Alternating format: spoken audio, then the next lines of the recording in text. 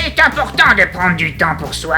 Je t'invite à te faire un petit café et à écouter 3 anecdotes rigolotes sur les monstres en latex. C'est vrai. Abonne-toi. Oh, merde, enfoiré! En 1980 sort le film Vendredi 13. Vous avez une séquence où le film montre un jeune homme se prendre une flèche dans l'œil. Eh bien, le sang utilisé pour cette scène était de très mauvaise qualité. Il y avait de l'agent mouillant, habituellement utilisé pour la photographie, dans le fluide. Le résultat, c'est que le jeune homme était presque brûlé au visage le temps d'une journée et il a failli finir aveugle. Mais oui.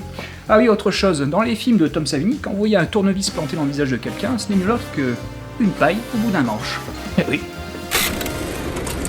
En 1990 sort le film Tremors. L'œuvre met en scène des vers géants qui dévorent de pauvres innocents.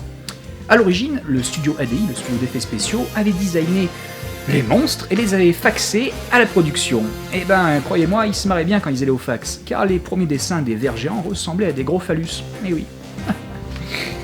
C'est vrai que c'est marrant les zizi. C'est un cénobite.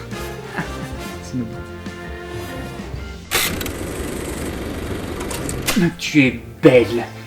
En 2004 sort le film Shaun of the Dead, réalisé par Edgar Wright avec Nick Frost et Simon Pegg. Parallèlement à ce film, vous avez le Master of Zombie George Romero. Eh bien, le papa du zombie contemporain a décidé de rendre hommage à Shaun of the Dead en invitant Edgar Wright et Simon Pegg dans son nouveau film Land of the Dead, sorti en 2005.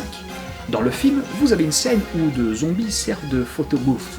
Eh bien, figurez-vous que ce n'est nul autre que Edgar Wright et Simon Pegg derrière les maquillages de Greg Nicotero. Mais oui. J'espère que ton café était bon et que tu as apprécié ces quelques anecdotes sur les monstres en latex. Je te dis alors à très bientôt pour un autre café latex. C'est vrai que ça va faire mal un coup de tournevis dans la gueule.